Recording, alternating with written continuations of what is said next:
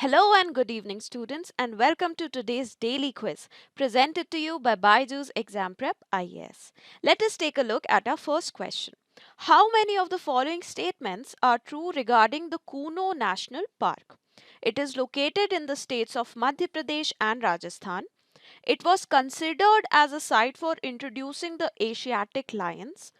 It includes vegetation like tropical dry deciduous and grassland vegetation.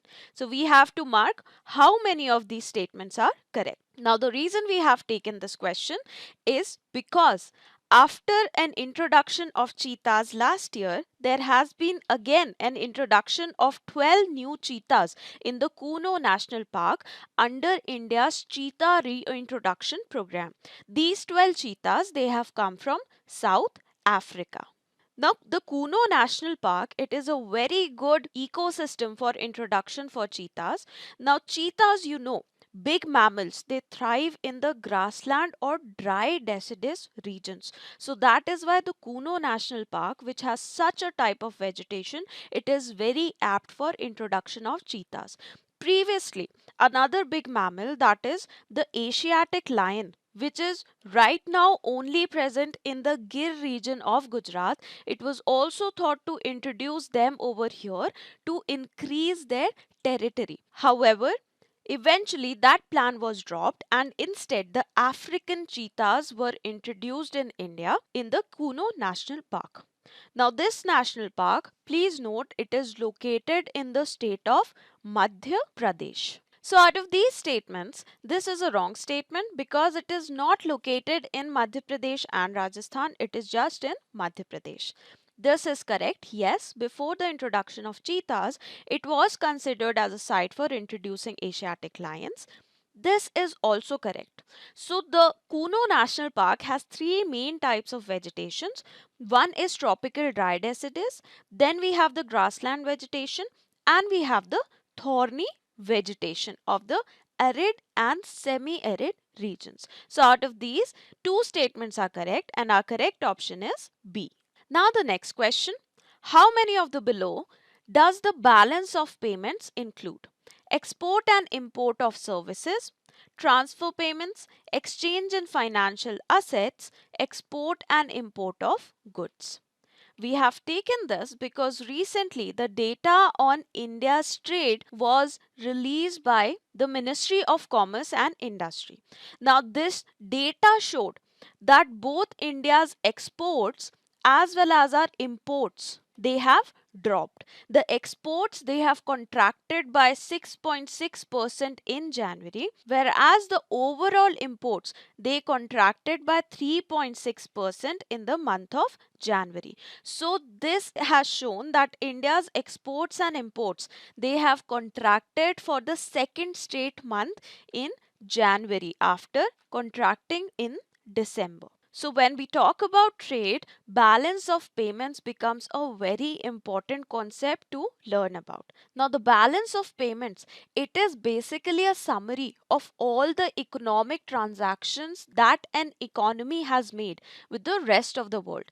Now these transactions include exports and imports of goods, of services, and of financial assets. The financial assets includes FDIs, FIIs, and so on.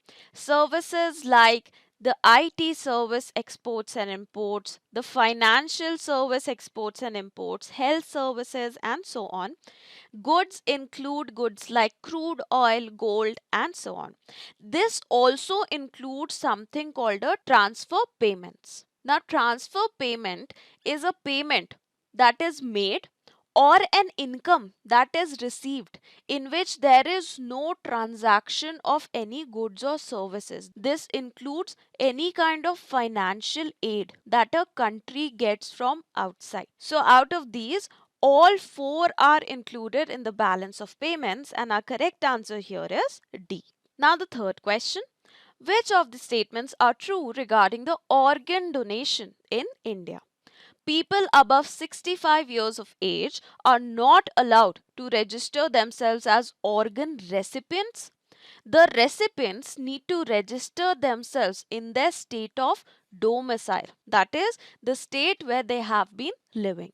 So, this question has been taken, and the reason why this topic of organ donation is important right now is because of three major changes that India has made in its organ donation and receiving strategies. First is, earlier anyone above age of 65 years, they were not allowed to register themselves as a recipient. However, with the changing demography of India, as the old age population is increasing, the country has decided to change this policy, and now even the people who are more than 65 years of age are allowed to register themselves in organ recipient lists prepared by the states. However, even now, the preference for giving the organs will be given to people who are younger than 65 years of age. However, if that organ is not claimed by anyone below 65 years, even the people above the 65 years of age will be able to receive it.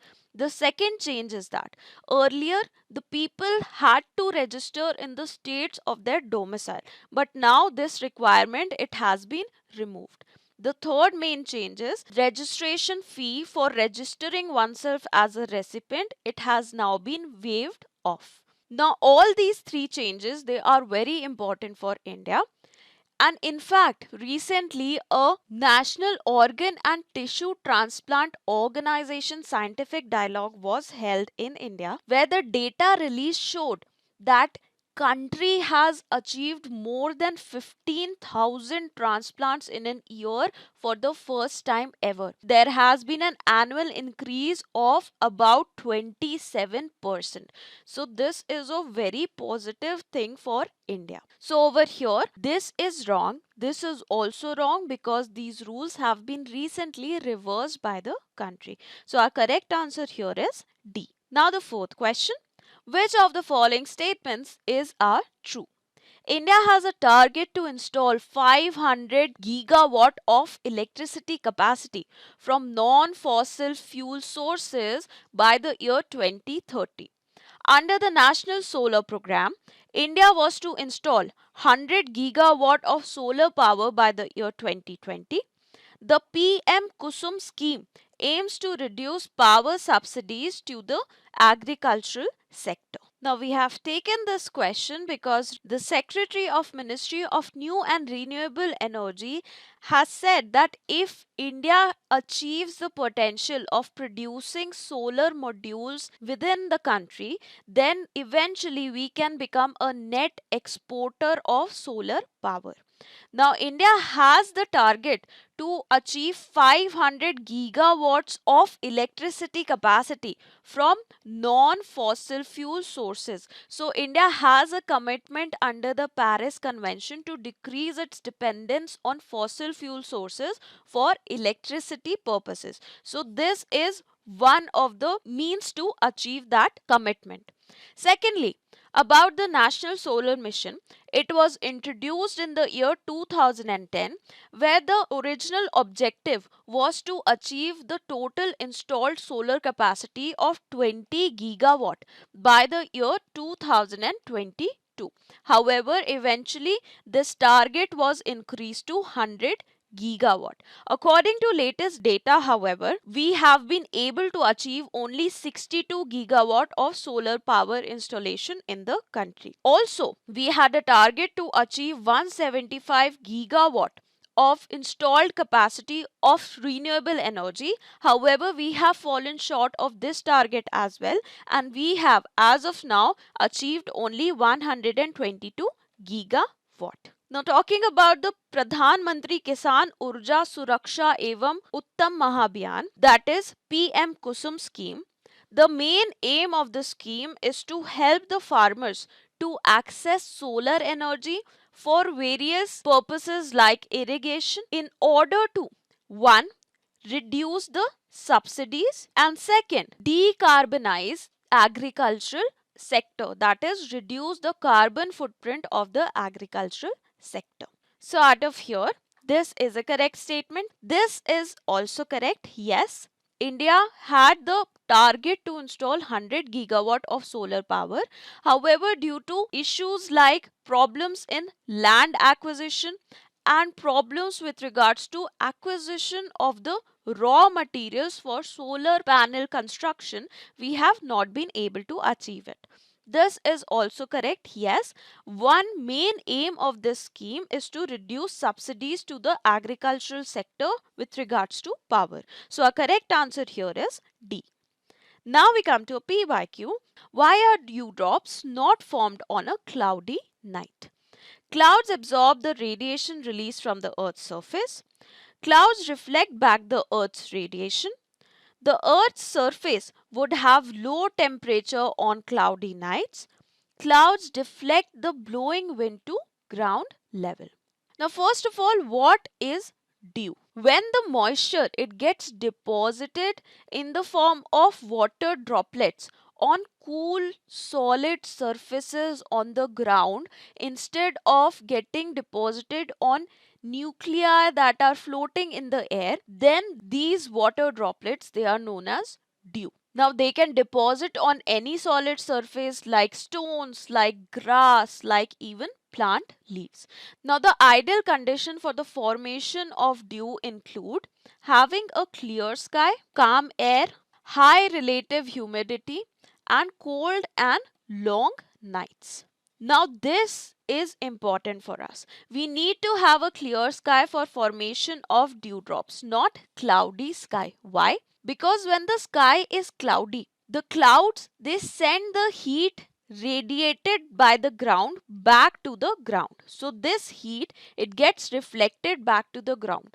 So the trees, the plants and the other surfaces they do not get cold enough in order to attract the water droplets on their surfaces. So the correct answer over here is B. Now we come to the fact of the day.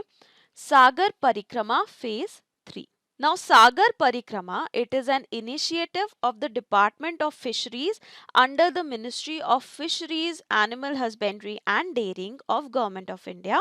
Now, the main objectives of Sagar Parikrama is to increase or spread the information about the various fisheries related schemes and programs implemented by the Government of India. So, that is why it facilitates the interactions with fishermen, coastal communities, and the stakeholders to disseminate such information, demonstrate solidarity with all fisher folk and fish farmers, and concerned stakeholders in a spirit of Atmanirbhar Bharat to make us self-sufficient in our fishery needs.